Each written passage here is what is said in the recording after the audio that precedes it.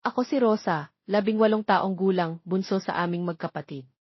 Parehong namatay si Itay at kuya sa aksidente noong bata pa ako, kaya si nanay na lang ang nagpalaki sa akin. Sa paggawa ng kakanin niya kinukuha ang aming pang-araw-araw, at kapag walang pasok, ako ang naghahatid ng mga order sa kabilang baryo. Isang Sabado ng hapon, nagmadali akong dumaan sa gubat, ang shortcut na ipinagbabawal ni nanay, para dalawin ang kaklase ko. Habang naglalakad, bigla kong naramdaman ang pangingilabot sa batok. Parang may mainit na tingin na sumusunod sa bawat hakbang ko. Nang lingon ako, wala naman.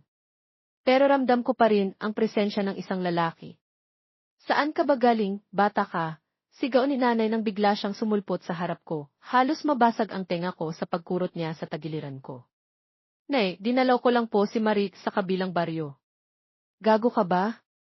Ilang beses ko nang sinabing huwag dito sa gubat. Baka ano nang mangyari sa'yo? Hindi na ako umimik. Alam kong galit na galit siya. Kinagabihan, habang naghugas ako ng pinggan sa kusina, bigla kong naramdaman ang init sa likod ko. Parang may humihinga sa batok ko. Nang lingon ako, wala. Pero may naramdaman ako. Tapos ka na ba dyan? Sigaw ulit ni nanay mula sa sala. Opo, nay. Patayin mo ang ilaw at isara mo ng maigi ang pinto. Nang matapos ako, mabilis akong umakyat sa kwarto. Pero sa dilim ng hagdan, parang may humawak sa hita ko, ang init ng palad, ang lakas ng pagkapit. Napaigtad ako. Sino iyon? Walang sumagot. Kinabukasan, inutusan ako ni nanay na maghatid ng kakanin sa kabilang baryo. Sa daan, nakita ko si Mang Tomas, ang kumpare ni Itay, na naghahasa ng itak. Magandang umaga po, bati ko. Ay, Rosa. Ngumiti siya, pero iba ang ngiti niya ngayon, masyadong malapit ang tingin sa dibdib ko. Gusto mo bang ihatid kita? Hindi na po, salamat. Pero habang papalayo ako, ramdam ko pa rin ang titim niya sa likod ko. Ang haba ng tingin. Pagbalik ko, naglakad ulit ako sa gubat, kahit bawal. Biglang may humila sa braso ko. Lester! Sa wakas, nakuha rin kita, bulong niya, ang hininga ay mainit sa tenga ko. Matagal na kitang gustong-gusto. Pilit niya akong hinihila palayo, papunta sa masukal na bahagi ng gubat. Bitawan mo ako. Pero mas malakas siya. Hanggang sa, bitawan siya. Isang boses na parang kulog. Lumingon kami, si Mang Tomas, nakataas ang itak, ang mga mata ay nag-aapoy. Umalis ka na, bago ko pagputol-putulin ang mga kamay mo, anya kay Lester. Takot na tumakbo si Lester. Pero ngayon, ako naman ang naiwan, katawan ko'y nanginginig, ang dibdib ko'y parang sasabog. Salamat po, nanginginig kong sabi. Walang anuman, ngiti ni Mang Tomas. Pero ang tingin niya ngayon, hindi na parang tito. Ang tingin niya ngayon parang lalaki. Nang ihatid niya ako sa bahay, pinainom niya ako ng tubig. Pero ang mga daliri niya ay humihipo sa balikat ko ng masyadong matagal. Sa susunod, huwag ka nang dadaan sa gubat, sabi niya. Pero kung kailangan mo ng kasama Ang huling tingin niya bago umalis ay nagpabalintuna sa tiyan ko. At ngayon, hindi ko alam kung sino ang mas delikado, si Lester o si Mang Tomas. Pasensya na po, sagot ko kay nanay. Sige, mauuna na ako, pagpapaalam ni Mang Tomas kasabay ng pagtayo sa kanyang kinaupuan. Kagabihan, habang abala ako sa paghugas ng aming pinagkainan, biglang lumapit sa akin si nanay, nakangiting umupo sa lamesa, at nakatitig sa kinaenestuan ko.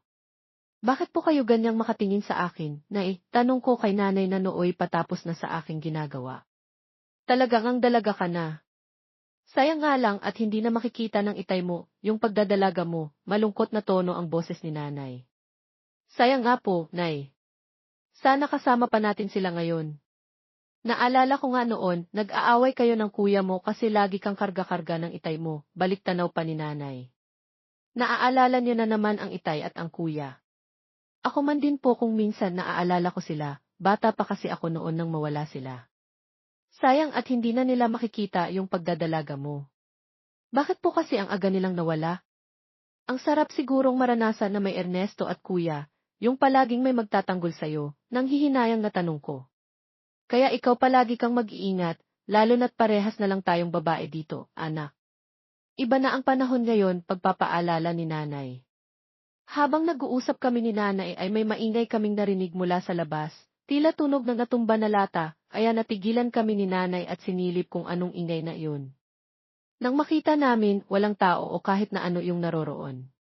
Dahil medyo madilim na rin ang gabi, agad na rin kaming pumasok ng bahay, at dali-daling isinara ang pintuan sa kusina at sala sabay patay ko ng ilaw at magkasabay kami ni nanay na umakyat sa kwarto. Nang sumunod na araw, naisipan kong dalahan si Mang Tomas ng ulam, ilang kilometro lang yung layo mula sa bahay namin. Naabutan ko itong nagsisibak ng kahoy banda lamang sa kanyang bahay. Mang Tomas, bati ko rito. Rosa. Anong atin? Ano ba? Yang dala mo, gulat na tanong ni Mang Tomas sa akin. Dinalhan ko po kayo ng pananghali ang ulam, nilagang baboy luto ni nanay, nakangiting sagot ko rito. Ganun ba? Teka at kukuha ako ng masasali ng lagayan, dagdag pa ni Mang Tomas. Huwag na po. Ipaghahain ko na lamang po kayo't mukhang hindi pa po kayo nanananghalian, pabirong sabi ko dito. Pasensya ka na, Rosa, hindi pa kasi ako nakakapagsaing, natatawang sabi nito. Huwag na po kayong mag-alala at ipagsasabi, sagot ko naman. Umiling na lamang si Mang Tomas sa sinabi na parang nakulitan na yata sa akin, kaya agad na akong pumunta sa kusina ng kanyang bahay na animoy pag-aari ko ang bahay, upang nooy magsaing. Naiwan naman si Mang Tomas sa labas at patuloy pa rin sa pagsibak ng kahoy. Nang main na ang sinaing, agad na akong naghain sa mesa, at kasabay nito'y tinawag ko na rin si Mang Tomas upang mananghalian. Bakit po kasi hindi kayo nakapag-asawa? Di sana po may pamilyang mag-aasikaso sa inyo ngayon, biro ko kay Mang Tomas. Naging pihikan kasi ako nung araw kaya sa dinami-dami ng babae dito sa ating baryo, wala akong natipuhan, saad naman ni Mang Tomas na nooy patapos na sa pagkain. Hanggang ngayon, mabilis na tanong ko. Ngayon? Meron na. Kaso sa edad kong ito, lipas na ako ng panahon. Pupwede pa kaya akong manligaw, mabilis ding sagot nito. Sabi naman po ng mga kaibigan ko sa pag-ibig daw walang edad-edad. Sino po ba yung natitipuhan nyo? Gusto nyo ilakad ko po kayo, nakangiting biro ko dito. Hayaan mo, balang araw malalaman mo rin, sagot naman ni Mang Tomas kasi sabay ang matalim na tingin nito sa akin. Kaba sa dibdib ang naramdaman ko nang makita ang matalim na pagtitig sa akin ni Mang Tomas. Ngunit dahil sa hindi naman ito iba sa akin at parang ama na rin ang turing ko sa kanya, ipinagsawalang bahala ko na lamang. Habang tumatagal, mas lalong napalapit ang loob ko kay Mang Tomas sa kadahilanang nakatagpo ako ng isang ama. Lumipas pa ang mga araw at nagpatuloy ang hindi pangkaraniwan ang ugnayan namin ni Mang Tomas.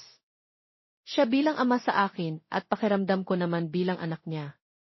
Labis na ikinatuwa ni Mang Tomas na tanging siya lamang ang nakakaalam sa mga panahong iyon.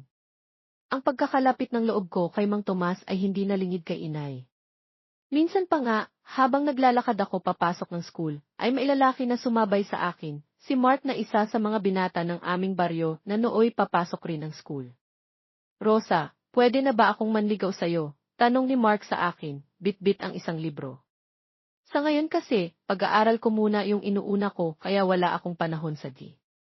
Hindi ko pa man din natatapos ang sasabihin ay narinig ko na ang boses ni Mang Tomas na papalapit sa amin. Hoy, bata ka pa, nanliligaw ka na, bungad nito kay Mark. Hindi naman po, Mang Tomas.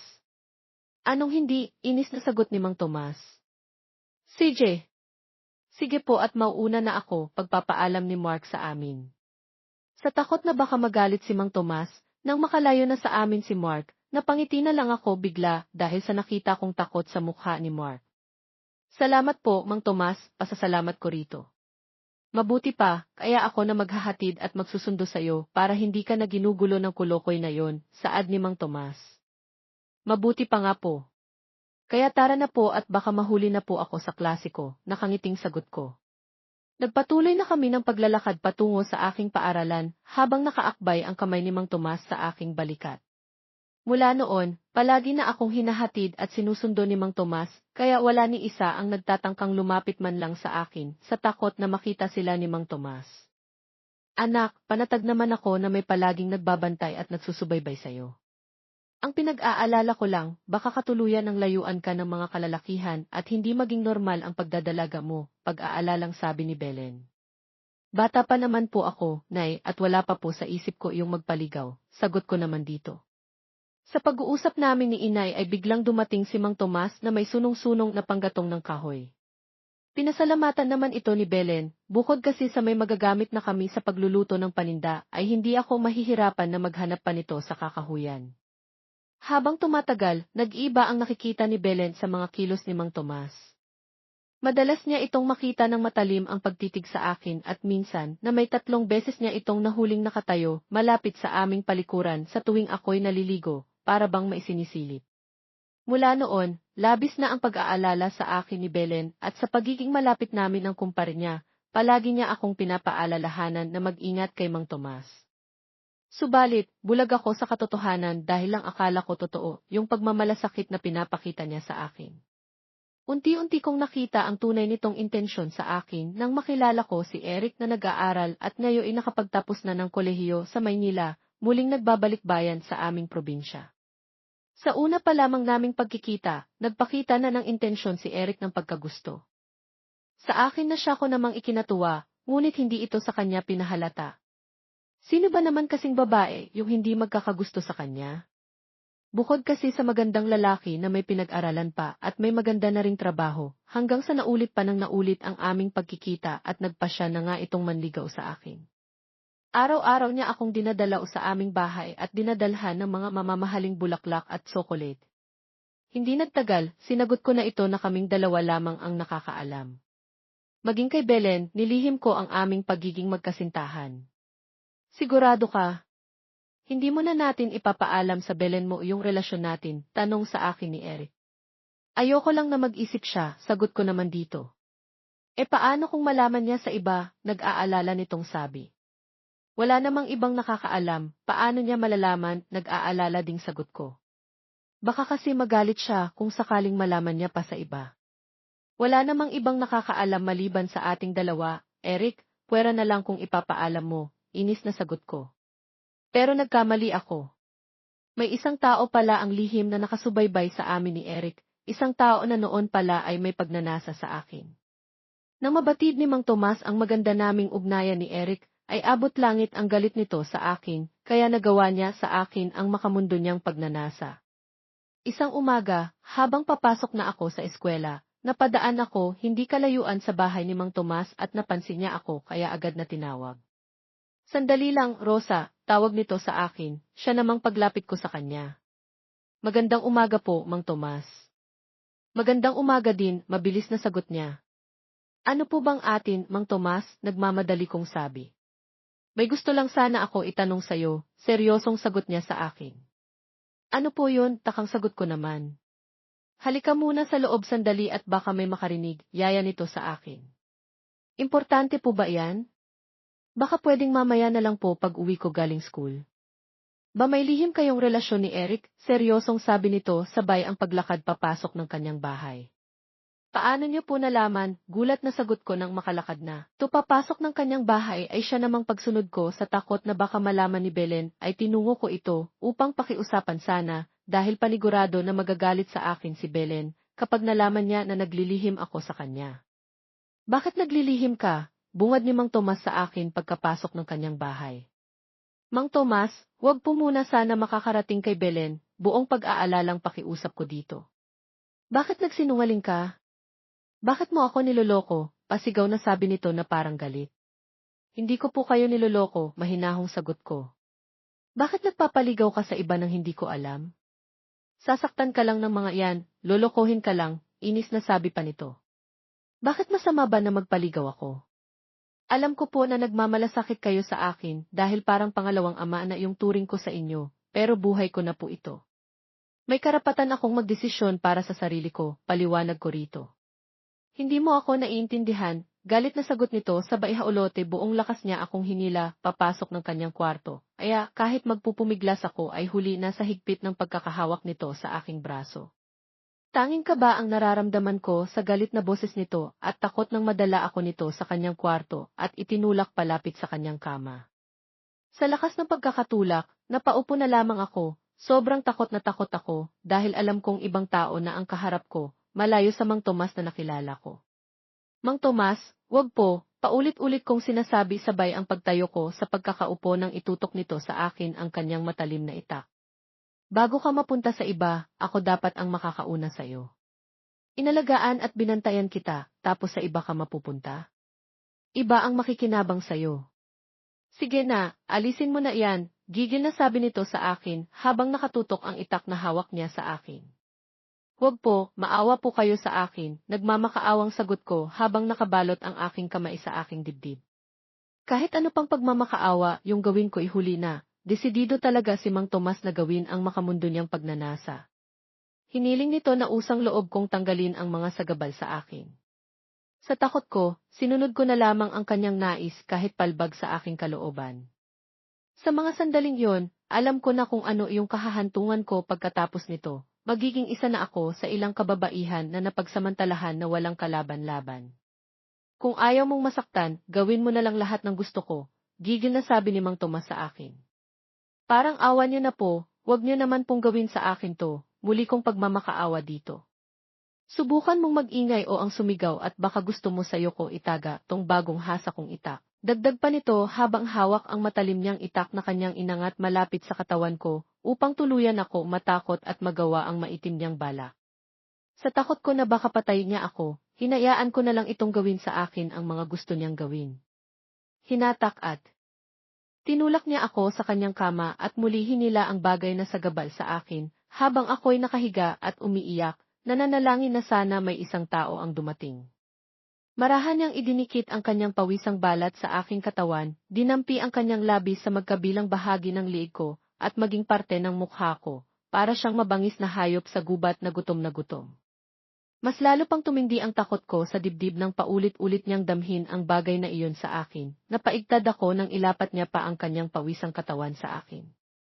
Sinimulan niyang pasayahin ang mga bagay na iyon sa akin, at nang magsawa, kanya nang ginawa ang kanyang balak, ang gawin ang bagay na parehas kaming maihahatid sa dulo.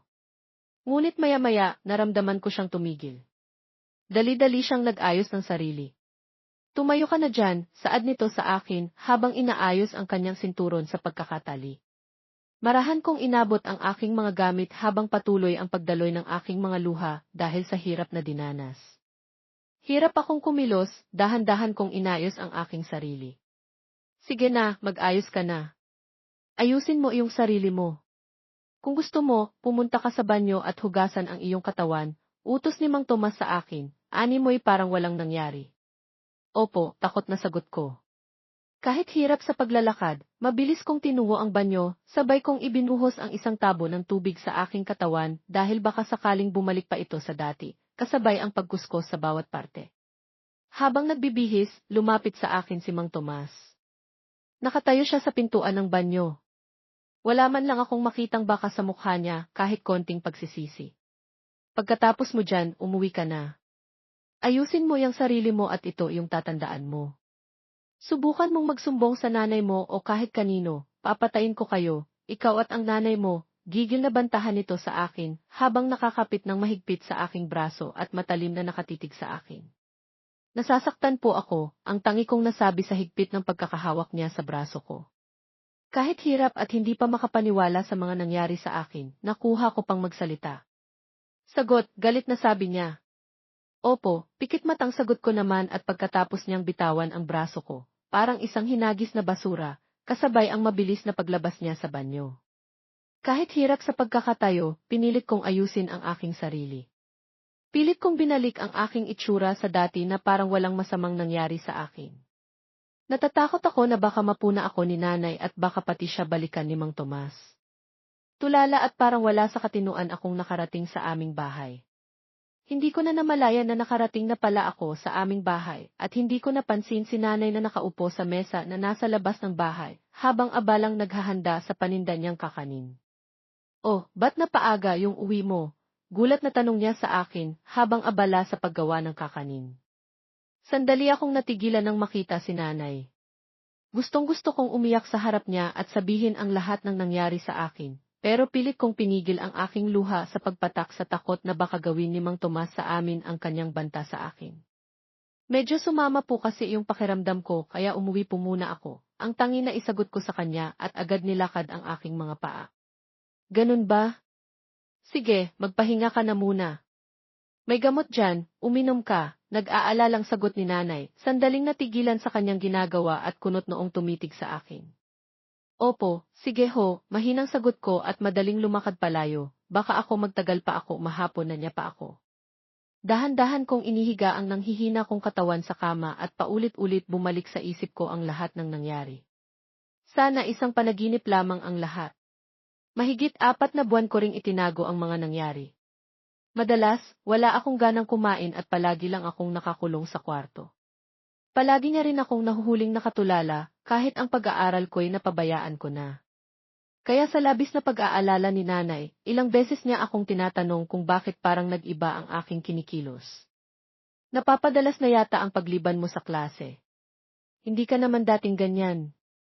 Ano bang nangyayari sa'yo? Nag-aalalang tanong ni nanay habang nagwawalis ng bakuran. Wala po, nay, tipid na sagot ko nang nakaupo sa malaking ugat ng puno ng mangga.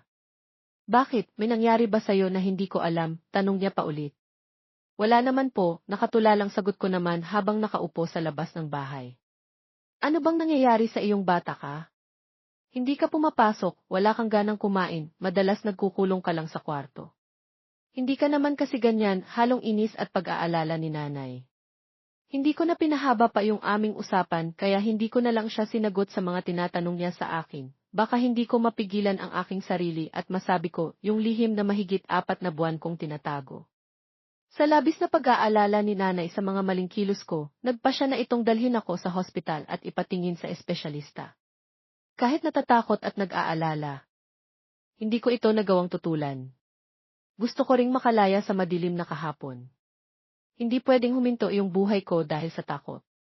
Inisip ko na hindi lang ako yung nakaranas ng ganito, pero nakabangon at nalagpasan ang kanilang mga takot at trauma sa mga nangyari. Ilang beses din kaming nagpabalik-balik sa hospital upang matiyak kung ano nga ba ang sakit ko.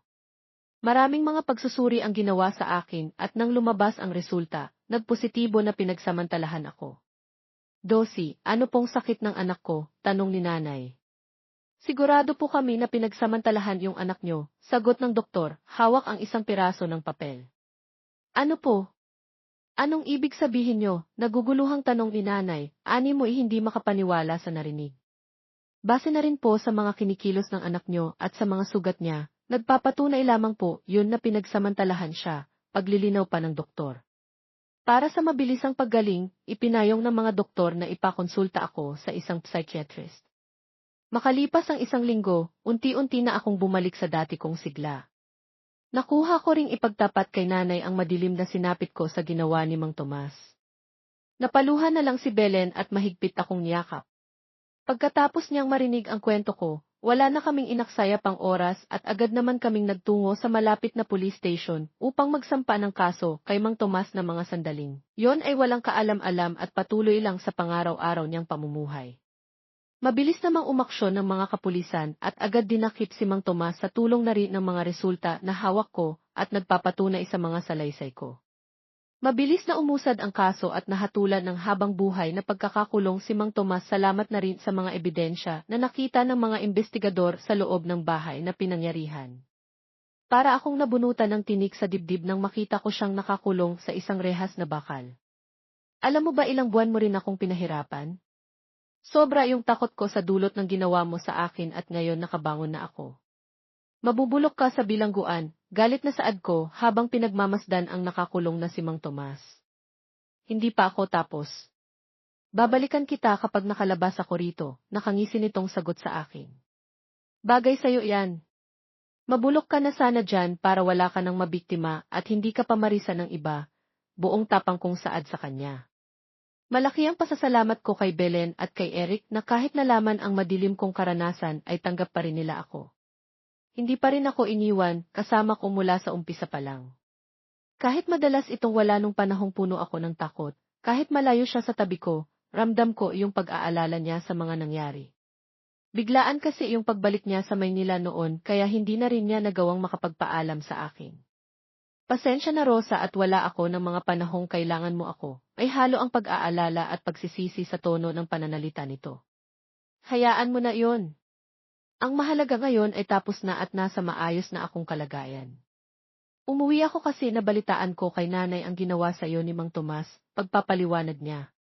Okay na ako ngayon at nakakulong na rin si Mang Tomas, kaya huwag ka na mag-alala, pwede ka na ring bumalik sa Maynila. Ano na ba yung plano mo ngayon? Tanong niya sa akin. Hindi ko pa alam. Sandali ako natigilan at nagpasya na itigil muna yung lihim naming ugnayan. Gusto ko nang itigil yung lihim nating relasyon. Gusto ko munang unahin yung pag-aaral ko. Sana maintindihan mo, hiling ko sa kanya. Naiintindihan ko. Basta kapag handa ka na, sabihan mo lang ako, sagot naman niya. Tumango na lang ako at lumakad na papalayo sa kanya. Nabalitaan ko na lang na lumayas na pala siya ng Maynila. Sa labis ng pag-aalala at takot na baka makatakas sa kulong si Mang Tomas at baka magkaroon pa ito ng pagkakataong balikan kami, nagpasya kami ni nanay na magpakalayo, lumipat ng tirahan. Kaya magbuhat sa aming probinsya, lumuwas kami ni nanay ng Quezon at pansamantalang nanunuluyan sa isa sa mga malapit naming kamag-anak. Sa mga sandaling ito na sa maayos kaming kalagayan at nakatira sa maayos na bahay. Hindi rin naman nagtagal, nakahanap na si nanay ng magandang trabaho at ako naman nagbabalak bumalik sa pag-aaral sa susunod na taon. Panibagong simula, malayo sa madilim kong kahapon.